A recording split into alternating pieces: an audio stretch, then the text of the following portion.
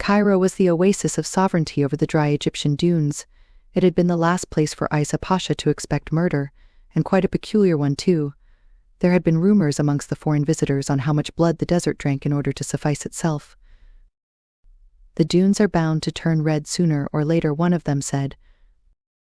Amongst the group of foreigners was Madame Vout Marchie. She was an elegant woman of the upper class, and was visiting Cairo for the same reason as for everybody else she was on holiday. But Isa Pasha and his clockwork labyrinth of a mind found this reason to be ominous, for she was murdered the next evening upon her arrival at the ship cruise scheduled for Elephantine. Elise, Marchie's maid, had dressed up with the blue dress that Madame had given her for her business's 3rd anniversary. Bella Lilise. Très beau, she said with a remarking smile. Merci, Madame. Marchie stood in front of the mirror in her hotel room, padding her cheeks with a red powder. When does Madame wish to go? Elise asked. 5 minutes. S'il vous plaît. I am almost done. She extracted from her dispatch case a medium-sized glass orb. In it was a green, sparkly liquid that almost glimmered like melted gold. The neck of the glass orb was screwed in by a nozzle. Marchie sprayed a small touch on her neck and sides. The aroma of the malicious fragrance was dubious. It had a mere sour concentration to it. She gently smelled the top of the bottle, and then coughed sorely. It is all right, Elise, she said as she continued to cough. I bought this from Egypt anyway. She covered her mouth with her shoulder and began to cough even harder. Elise brought her a glass of water to nourish her throat.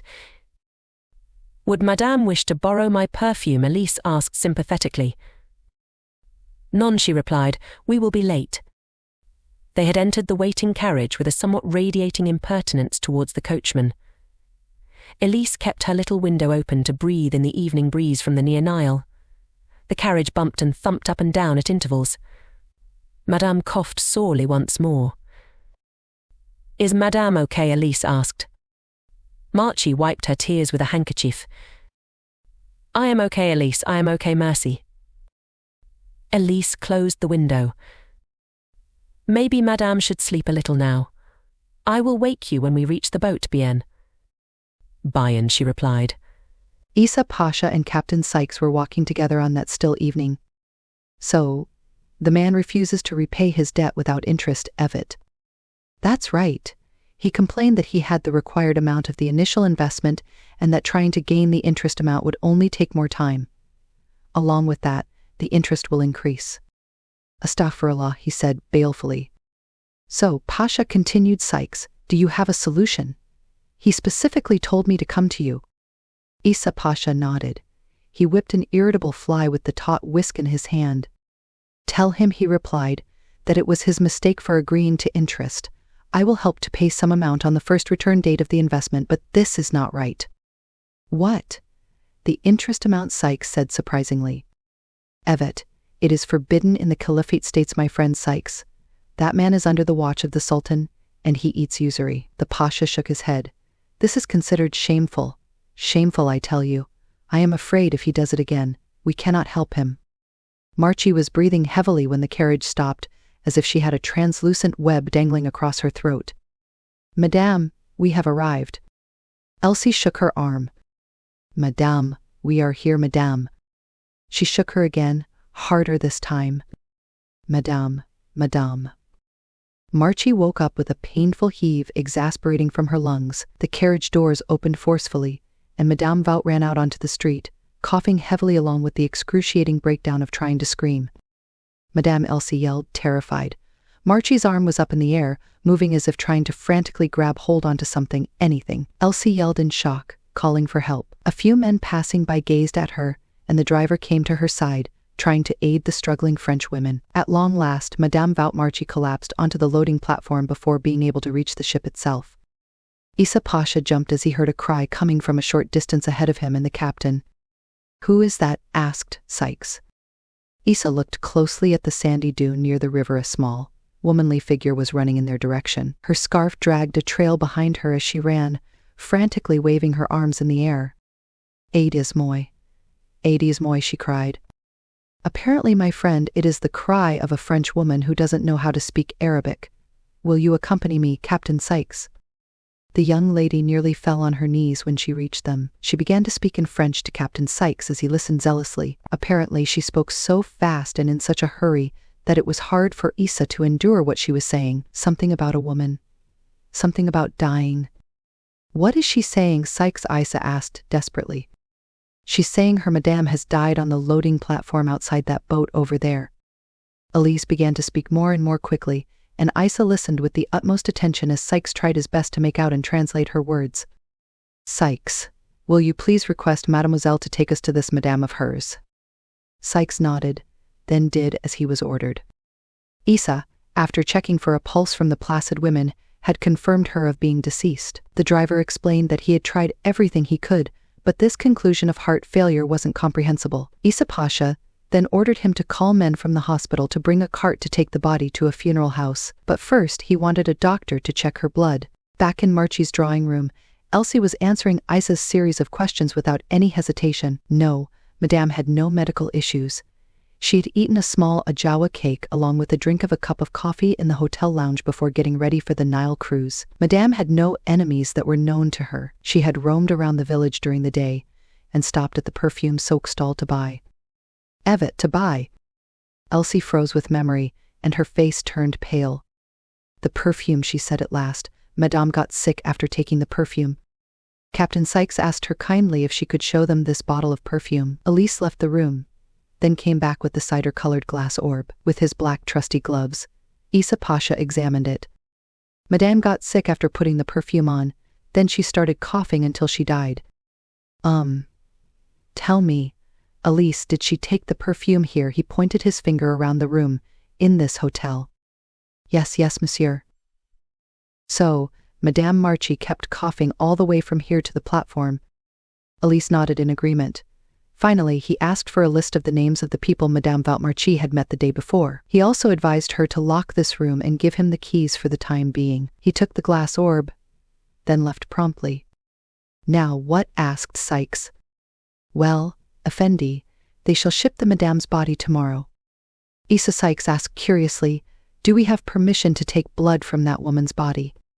"I do not think so, my friend, but I fear it is the right thing to do." "Why, you may ask?" "Well, it has come to my belief that Madame Vout Marchie was poisoned."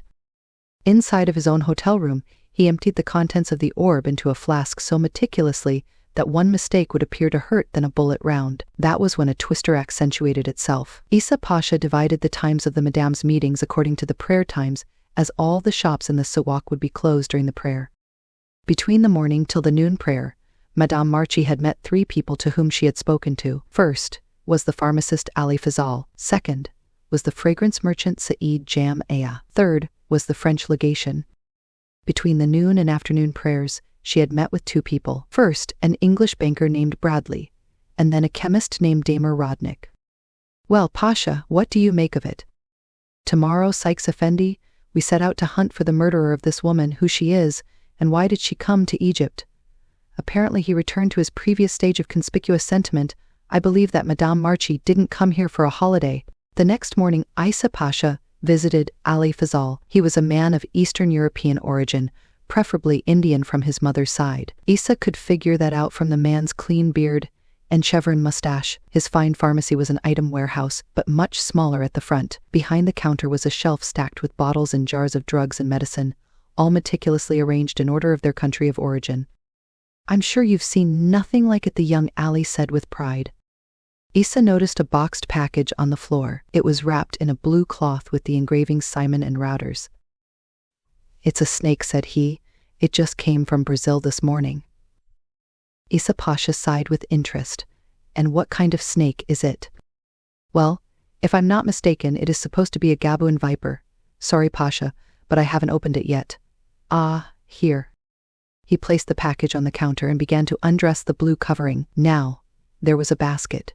Through the small pores in the walls, Issa Pasha could see a thick, sinuous body with a scaly surface for skin. Ali Fazal took off the lid, and a beautiful, diamond-patterned serpent flicked its split tongue to taste the atmosphere of the pharmacy. "That's not a Gaboon viper," Fazal yelled furiously at the snake, as if the poor creature could understand what he was saying. He grabbed it by the head and the estimated center of its body length. The snake swelled in his hands. Its head seemed so infatuated with air that it would burst right out of his hand. It made a menacing, formidable hiss as it exhaled. It was the kind of hiss that represented the gaseous alternative of venom. Hey, he cried despondently. It's a puff adder. Isa Pasha examined it thoroughly. Mr. Ali Fazal Isa continued, Do you know any Madame Vout Marchie by any chance? She had visited you some time before the Duhur prayer. Ali kept the snake back into the basket, then closed the lid. Was she French, he asked, almost spontaneously. The detective nodded his head. Ali paused for a few moments, then said abruptly, Ah yes, she came here to get a citrus capsule. Don't know why, but she had the money, so I sold it to her. Isa nodded attentively. Very well, he shook his hand. I may come back again. I must go and meet someone very important. If I call you through my friend Captain Sykes, can you please come to the hotel near the French legation? It's just beside the store opposite to the loading dock. Looting. Sure. I don't see any problem in that, my Turkish friend. Thank you. Oh, by the way, he said, I am not fully Turkish. Saeed Effendi was a jolly warm-hearted soul. He was a custom perfume seller. According to his information to Isa, the madame had ordered a customized fragrance of rosewater, lemon shavings, etc., etc. Apparently, none of them were poisonous. Isa nodded. He then asked if he had sold the perfume in a glass orb. Saeed responded that he had not sold any of his products in a glass orb. They were all purchased in bottles. Isa fared him good well, then proceeded towards the next suspect. Isa then paused, asking Saeed Effendi for a sample of the same perfume Madame had bought. The French legate was a quiet man who was engrossed with government meteor. Yes, Madame did come by to collect a personal debt the legation had owed to her. So Sykes said, Madame Marchie was a moneylender. Avid Isa said, if a king needs money, he'll ask a Rothschild. If a legation needs money, they ask Madame Vout Marchie. I paid her debt, Mona Mai the legate spoke impertinently, and now I have no business to do with her. So why are you here? Isa Pasha took a deep breath, his index fingers against his lips, before speaking the words Madame is dead, monsieur. Why yes, my good fellow, she did come here to collect a sum of money, or as I should say a very mighty withdrawal must have been around 3,000 francs or trouble, if I am correct. It was actually a debt from the chum at the legation. Good man he is. Always making sure his office is in ship-shop order. He recently extended it, you know. Sorry, but I did not know. Now, tell me, did you notice anything strange about Madame? Was she ill, coughing? Perhaps. Mr. Bradley, fiddling with his big glasses, paused for a moment. No, he said, she was fine and healthy as any rich woman. Healthy, you say? Very well then, Mr. Bradley. Isa shook his broad hands. I may ask my friend Captain Sykes to come here and call you to me later. Is that all right with you? Why? I don't see a problem. Oh, and by the way, is everything all right with Madame Marchie?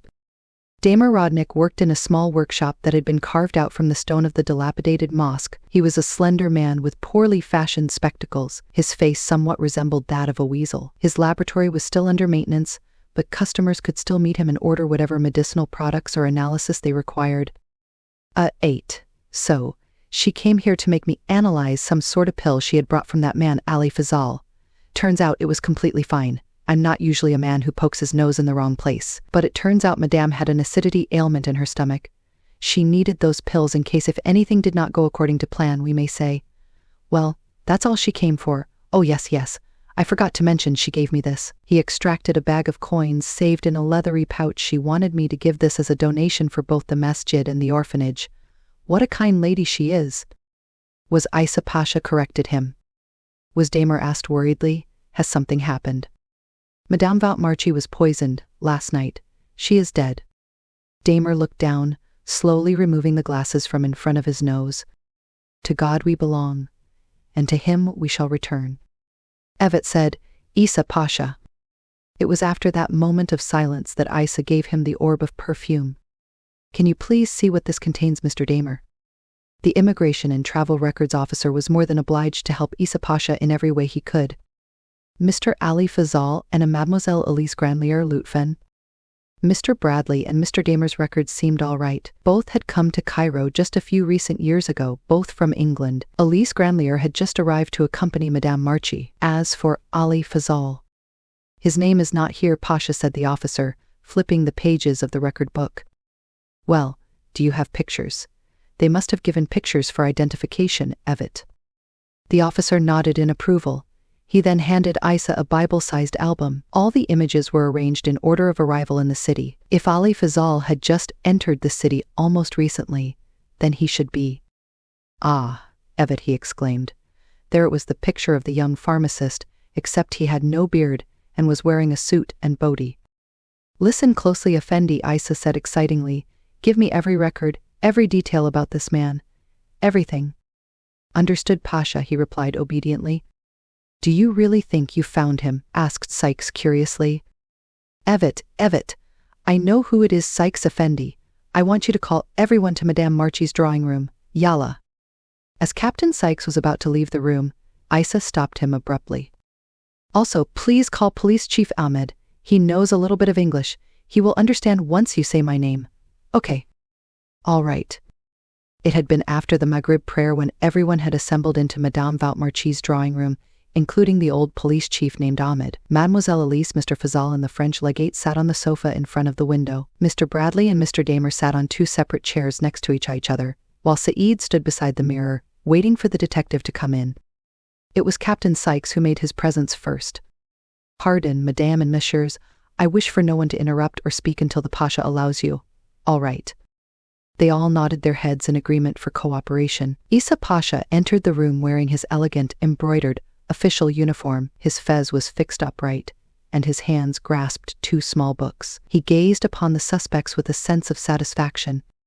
Bismillah, he said. Let us begin.